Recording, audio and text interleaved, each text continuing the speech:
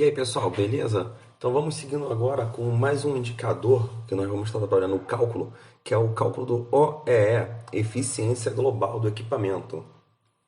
Esse indicador é um dos principais que é aplicado quando a gente busca medir a eficiência global de uma planta industrial, de uma linha de produção. Então, não, da mesma forma que os últimos indicadores eu comentei que eles são algumas sugestões, mas não são únicos, vale o mesmo para o OEE. Ele não é o único indicador utilizado nessa finalidade, mas é um dos principais utilizados hoje em dia no mundo todo. Tá? É muito utilizado em programas de manutenção produtiva total, tá? Programas de TPM. E ele tem o objetivo de responder três perguntas muito importantes do nosso ciclo produtivo. Ele busca responder com que frequência os nossos equipamentos estão disponíveis para operar, quão rápido, ou seja, qual a velocidade que eu estou produzindo e qual o percentual, quantos produtos meus são produzidos e aprovados pelos critérios de qualidade. São aqueles produtos que não têm que ser retrabalhados ou produtos que não estão descartados no decorrer da produção. A resposta para essas três perguntas fornece uma ideia geral, um panorama geral da operação da nossa fábrica e geralmente é aplicado em qualquer tipo de negócio, qualquer tipo de linha produtiva. Tá? E por isso o motivo justamente que o OE é considerado tão importante na parte industrial. E como que é o cálculo dele? Ele é a junção de três outros índices, três e outros indicadores. Tá? O indicador de disponibilidade, que avalia, divide o tempo de produção pelo tempo disponível para produzir. A performance, que é a divisão da produção real, quanto nós realmente produzimos, dividido pela produção que era esperada, a nossa produção teórica.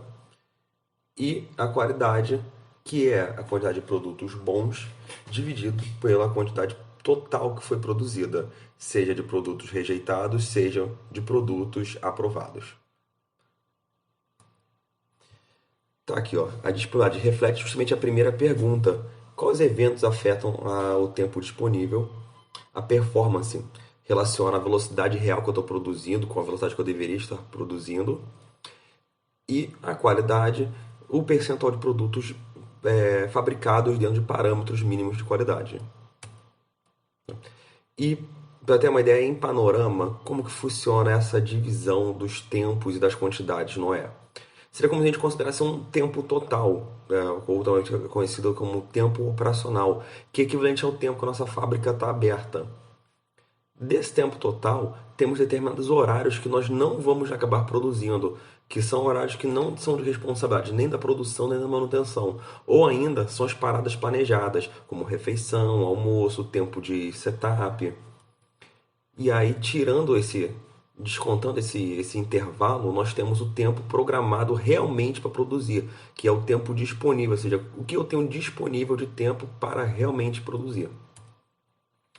Desse tempo, infelizmente, nós temos alguns eventos, como possíveis quebras de máquina, falhas, e aí, descontando esses intervalos, temos o tempo realmente produzido, o tempo que realmente nossa máquina rodou. E esses dois valores são a base para podermos calcular o índice de disponibilidade. Nesse tempo que realmente a máquina rodou, ela fez uma produção teórica. Ela tinha uma produção teórica, perdão, para poder ser produzida. Só que por problemas de velocidade reduzida, ociosidade, pequenas paradas, a gente acaba não produzindo exatamente aquilo que previa. E essa produção real, em relação à produção teórica, serve para a gente calcular a performance. Por fim dessa produção real que realmente saiu da máquina, nem tudo foi aprovado pelo nosso controle de qualidade. Tivemos alguns itens, como refugos, sucata, item que vai ser retrabalhado. Então, temos então os produtos bons, que geram o nosso indicador de qualidade. A multiplicação da disponibilidade pela performance e da qualidade gera o indicador OEE. Ficou um pouco estranho assim mostrar diretamente só com a parte teórica. Eu vou tentar mostrar um exemplo para deixar bem claro como que nós avaliamos esse indicador. Aqui vamos considerar uma linha de produção para a gente, uma produção hipotética. Tá? Funcionando a partir das 7 horas e temos a linha produtiva que vai gerando itens. Conforme o passar do horário, nós vamos aumentando nossa produção, vamos conseguir montar um estoque adequado de material produzido. Aqui no exemplo, nossa linha, ela vem a funcionar até às 17 horas. Temos funcionários trabalhando e esse de 7 às 17 será o nosso tempo total, o nosso tempo operacional. Que seria uma maravilha se a gente tivesse esse tempo total, esse tempo operacional, para realmente produzir. Só que na prática não é assim que funciona. Temos algumas paradas que são necessárias, algumas paradas obrigatórias. No exemplo da nossa fábrica aqui, por exemplo, quando dá meio-dia, tem almoço. Então é o horário que a nossa equipe vai sair da linha e a linha vai estar parada, não vai estar produzindo. Às 13 horas, a nossa equipe retorna do almoço e pode reiniciar a produção. Então já temos aqui uma parada de 1 hora que a nossa linha ficou parada. Tá? Esse intervalo de 1 hora que a nossa linha ficou parada. E como que é uma refeição, almoço, eu tenho que manter esse intervalo. E ele não é de responsabilidade nem da operação, nem da manutenção. Então nós chamamos isso de uma parada planejada. Nós já planejamos que temos que fazer aquela parada. Então, paradas planejadas tem que ser a primeira coisa que nós vamos separar do tempo total. Como nós estamos calculando o OE, ele utiliza um tipo de disponibilidade que é disponibilidade inerente. Disponibilidade inerente. Nos nossos outros vídeos de disponibilidade, nós vimos também que existe ainda a técnica e a operacional. Já que a gente utilizar a inerente para fazer o cálculo do OE, por isso nós vamos descontar todas as paradas planejadas e que não tem relação nenhuma com a manutenção. E aí o que a gente desconta? Refeições, almoço, jantar, paradas para lanche, paradas eventuais por falta de matéria-prima, tempo de máquina parada quando a gente vai fazer uma reunião, algum treinamento com a equipe. Então, por exemplo, DDS é um tipo de parada quando tem que fazer o diálogo diário de segurança ou quando tem uma palestra da CIPA, então também tem que ser descontado. Tempo de máquina parada para setup, então quando a gente está trocando um lote de produção, preparando uma nova produção, temos que também descontar esse tempo de máquina parada no setup. E manutenções preventivas, desde que elas sejam programadas e estejam dentro de um planejamento adequado. Para ilustrar bem claro, como disse, nossa linha de produção hipotética funciona de 7 às 17. Só que temos um intervalo aqui, ó, de meio-dia às 13, que a nossa linha de produção não produz. Tá? Então só vai ter tempo de produção justamente nessas duas partes verdes aqui. Seria o tempo total ou o tempo operacional, toda a barra, e descontando esse intervalo aqui de tempo de parada planejada, temos nosso tempo disponível, que a lógica é bem essa. Eu só tenho disponível para produzir essa parte verde aqui. E como nós vamos calcular ele já no indicador, o tempo disponível vai ser sempre o nosso tempo total, subtraído de todas as paradas planejadas. Tempo disponível, no nosso caso, 600 minutos, né? São as 10 horas, vou transformar tudo para minuto aqui nesse exemplo, mas pode ser trabalhado com horas sem problema nenhum.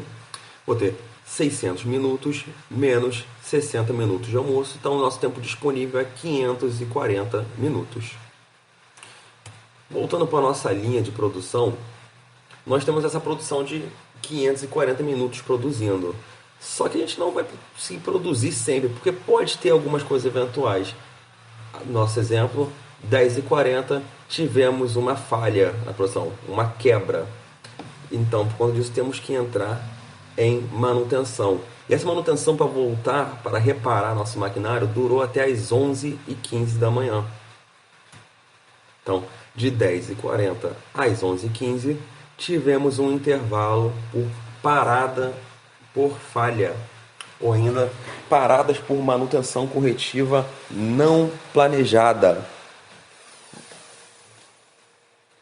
Voltando à nossa barra de tempo para ilustrar, aqui dentro da nossa barra, nosso conteúdo verde de tempo disponível para produzir, tivemos ainda que descontar esse intervalozinho vermelho aqui, que foi por conta de uma falha, de uma manutenção corretiva realizada. Então, ó, temos nosso tempo programado, nosso tempo disponível para produzir, mas só produzimos eventualmente, ou seja, nosso funcionamento de máquina só foi o descontando essa parada de máquina por falha. Ou seja, o tempo de funcionamento vai ser igual ao tempo disponível menos falhas e reparos. Nosso disponível era 540 menos 35 minutos, que ela ficou parada por conta dessa falha. Então temos 505 minutos. E aí podemos já calcular a disponibilidade. Eu chamo a atenção aqui que a disponibilidade é o tempo de funcionamento dividido por tempo disponível. Eu já topei em conversa com muita gente que confunde nessa hora aqui e vem dividir o tempo de funcionamento pelo tempo total. Aqui, para deixar bem claro, é só o tempo disponível para produzir. Então 505 dividido por 540 é igual a 0,9352 ou 93,52%. Geralmente eu dou a dica de deixar 4 casas decimais, porque esse valor aqui vai ser utilizado mais à frente. E você deixando ele com 4 casas decimais, minimiza o risco de você ter uma variação no cálculo do OE mais para frente. Seguindo, nós fizemos o reparo na nossa máquina, mas ela não estava funcionando muito bem. A produção estava seguindo, mas não estava numa velocidade que nossa equipe considerava adequada, estava um pouco mais lenta. Tá? E no decorrer da produção, vamos passar lá 3 da tarde, vamos ter agora são 4 da tarde, 4h59, e até o final da nossa produção foi acumulado um total, vejamos, de 86 peças produzidas. Tá? Porém, nosso analista de produção verificou que para esses 505 minutos de máquina rodando, o normal seria pelo menos 101 peças produzidas, para esse intervalo que ela funcionou, de 505 minutos. Mas só produzimos 86 peças. Essa diferença, gente, acontece justamente por conta de pequenas paradas, ociosidade. De repente a máquina não está podendo ser colocada na velocidade prevista dela de produção, para não prejudicar um problema de que ela foi recuperada há pouco tempo. Então, daí nós podemos calcular o nosso índice de performance, tá? Que é a produção real dividido pela produção teórica. 86 dividido por 101 peças igual a 0,8515 ou 85,15%. Tá?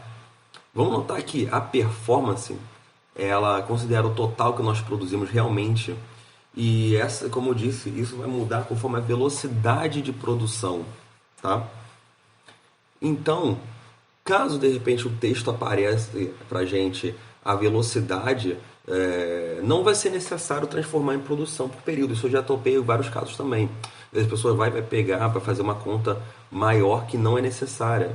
Por exemplo, aqui, digamos que o equipamento produziu uma média de 10,2 peças por hora, enquanto sua capacidade teórica é de 12 peças.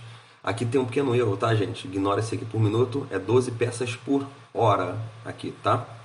Então, digamos que ele produziu 10,2 quando deveria produzir 12 peças por hora. Normalmente já vi gente que faria aqui uma regra de 3 para poder avaliar, só que não é necessário fazer a regra de 3, já que a gente já vai cortar o tempo total que rodou pelo tempo total que rodou. Então podemos usar direto, aqui já está correto, tá? 12 peças por hora. Tá?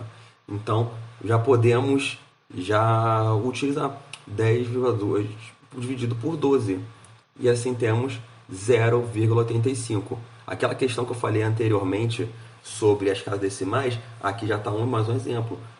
Eu uso justamente as 4 casas por conta que, mesmo variando um pouco, eu vou ter ainda no mesmo percentual. Ainda na performance, nós também podemos considerar o ciclo de produção, seja produção unitária ou produção por lotes. O exemplo aqui é cronometrar a produção de um item. Na hora que cronometramos, o analista verificou que cada peça levou 5 minutos e 52 segundos para ser produzida, quando o tempo normal é que ela seja produzida em 5 minutos. Tá? Como que foi feito isso? Pode ser cronometrado. Pode ser uma peça, pode ser considerado um lote. Por exemplo, digamos que esse material, essa peça no nosso exemplo, é embalado em lotes, em embalagem de 12 unidades. A gente poderia falar, então, Cada um lote demorou 1h10 aproximadamente, quando deveria ser de pelo menos 1 hora exata para cada lote de 12 peças. Então, nosso ciclo de produção pode ser utilizado. Repara aqui que há uma pequena inversão. Antes é a produção real dividida por produção teórica. Quando eu trabalho com ciclo de produção, tá, eu tenho que inverter, por causa que é inversamente proporcional. Ficar mais claro isso? Repara aqui. Nosso tempo normal previsto de produção é de 5 minutos para cada uma peça. Se eu passo a produzir peças a cada 4 minutos, no final do dia eu vou ter muito mais produzido. E aqui o que aconteceu? Normal é 5 minutos, mas eu demorei 5 minutos e 52 segundos. Então eu produzi menos. Por isso, tá, eu tenho que inverter. Mas não precisa se preocupar não, que tem uma dica que eu vou mostrar já já. Tá? Olha aqui, voltando. Para poder fazer a conta, primeiro eu vou ter que transformar 5 minutos e 52 segundos para a mesma unidade. Eu posso transformar ele para minutos, que foi o que eu fiz aqui, para comparar, ou posso transformar tudo para segundos, tá? Dá no mesmo resultado. Aqui eu peguei 5 minutos e 52 segundos, vai ser igual a 5 mais 52 por 60 para poder transformar, ou 0,866, que dá 5 minutos,8666. Aqui na divisão eu vou ter os mesmos 0,8523, tá? Ou os mesmos aproximadamente 85%, tá? E aqui a dica que eu falei é, caso você tope com a questão de não saber por qual que você vai dividir, sempre o menor valor vai vir em cima, já que estamos trabalhando com percentuais, então nossos resultados vão dar sempre entre 0 e 1. Então sempre o valor menor em cima, o valor maior embaixo.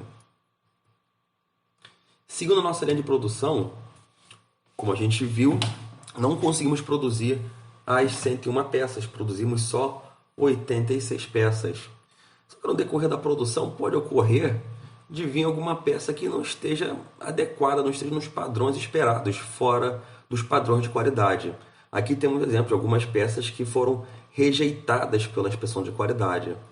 Essas peças são separadas e elas não são consideradas, apesar de ter sido produzida, ela não é considerada uma produção aprovada. Nossa produção real tinha sido de 86 peças, mas digamos, por exemplo, nesse dia aqui que tivemos 4 peças rejeitadas por questões de qualidade. Nosso indicador de qualidade é a divisão de produtos bons dividido pela produção total. Então tem nossos produtos bons vai ser a diferença pela quantidade de rejeitados, 86 menos 4. Desculpa, produção total subtraída, tá, gente? Perdão, subtraída. Então temos 82 peças aprovadas, divididas por 86 peças, que foi a produção total. Nosso índice de qualidade foi de aproximadamente 95%. Com os 3 índices, é possível calcular agora o nosso OE, que é disponibilidade vezes performance vezes qualidade. Nosso OE aqui foi de aproximadamente 76%. Qualquer pequena variação que tem aqui, tá, nos centésimos do percentual de cada um dos índices, nós vamos ter um resultado sempre muito próximo. Por isso que eu recomendo sempre use 4 casas decimais quando for calcular o OE. Se você estiver fazendo num Excel, não tem problema que você usa já o resultado que ele apresentar.